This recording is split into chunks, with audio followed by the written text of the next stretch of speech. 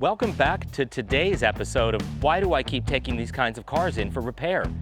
Today is a 1974 Chevrolet Corvette, and it is real. There's a 350 under the hood, it's got 270 pound-feet of torque and an 8.5 to 1 compression ratio, which Chevrolet gladly tells you about every time you put your car into gear. Today we're retrofitting the air conditioning system from the old R12 gas and modernizing it to the new R-134a gas.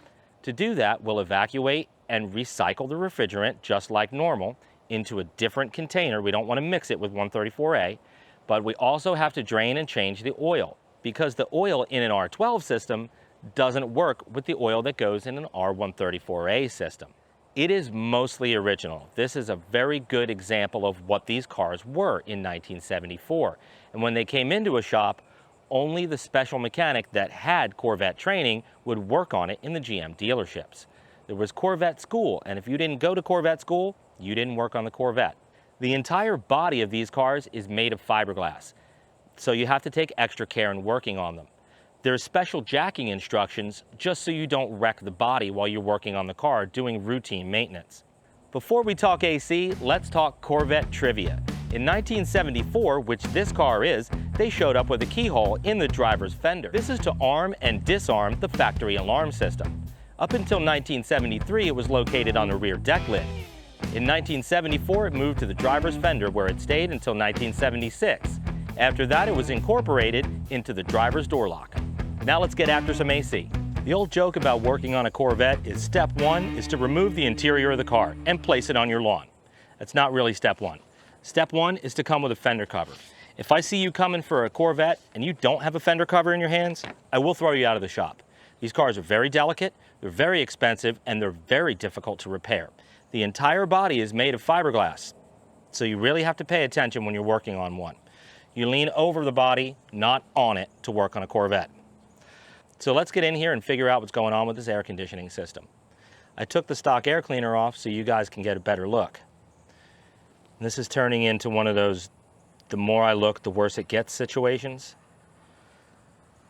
See the EGR valve's not hooked up. This looks like a purge solenoid. That's not hooked up. The electric choke isn't hooked up. That's cool. Definitely a replacement carburetor. The coil's been replaced. Here's our air conditioning fittings, the high side and the low side. Already I can see where we're going to have a problem with this low side because the retrofit connector is not going to fit on here. Unless we can clock this line a little bit differently, we're going to need to get a 90-degree fitting for this. Some of these hoses look like a repair has been made. I never like these hose clamp jobs. Let's get in here and start figuring out what we can do. Off camera, I was able to clock this line a little bit differently and get a straight retrofit connection on the low side. That's at least going to allow us to pull a vacuum on the system, find out what's going on, see if it has a leak or not, and we'll go from there.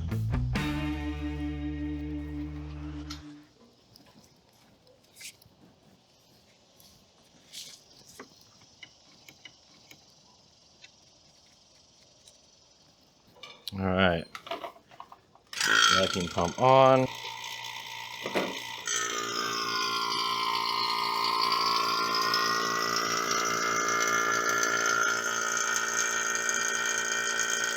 A few moments later.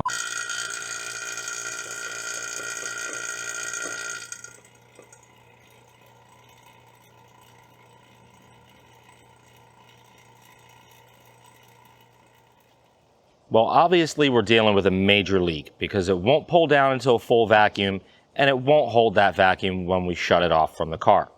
So we need to find that leak. What do? Do we just fill it up with refrigerant and negligently discharge a greenhouse gas into the atmosphere? No. I have a trick, and I think you're going to like it.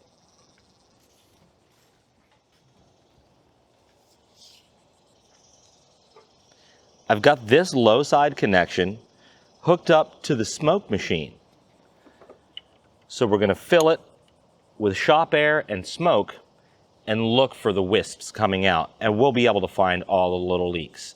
Now, I know I've talked about mixing oxygen and R-134a inside a compressed system before on this channel, and you're not supposed to do it.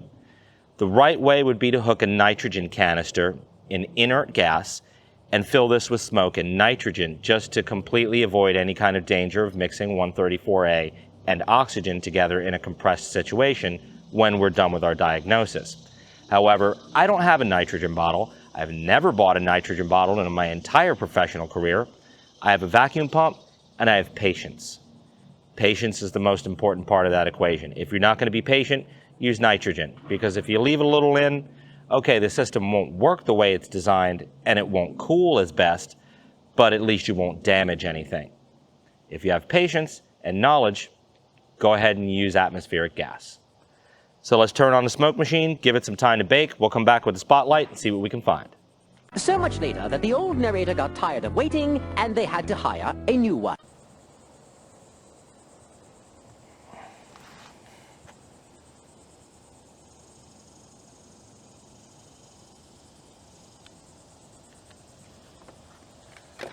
Well, smoke's been on here for a good 30 minutes. And if it was leaking anywhere out of a low pressure side, we would see it. This smoke machine is an evap safe smoke machine. So it means it's not going to put much pressure into the system. If it had a low side leak or low pressure leak, we'd see this smoke coming out of whatever it was. In case it's just a tiny little wisp, the flashlight really makes it stand out. Well, since we didn't see any of that, that means we have to apply pressure to see our leak.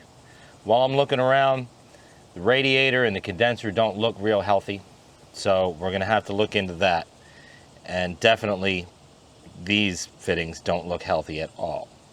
So now that we've exhausted every reasonable means that we have to check without putting refrigerant into the air, we know that we're going to need to put some pressure on this system, and I'm going to use some of the recycled refrigerant that I have stored in my bottle and see if we can see a leak. All right, let's throw a little refrigerant in it and see what happens.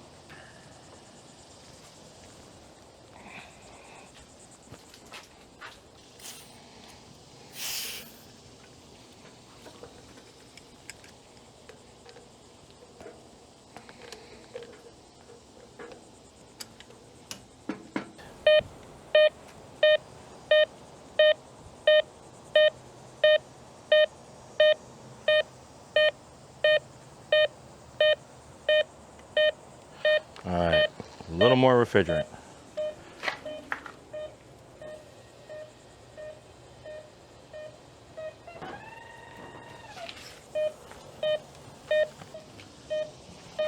There we go, that's the answer. So if we stick the probe right there on the corner of the condenser where it's rotted by the radiator and we can see it, and we add a little refrigerant,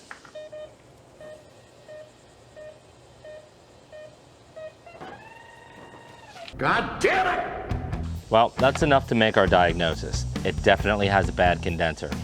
And starting from there, that's not something we can just go pick up at AutoZone. So it has to be removed from the car, a repair made, and reinstalled. A new radiator is going to be expensive for this car. All right, it's time to call the customer and break the bad news. Stick around for part 2.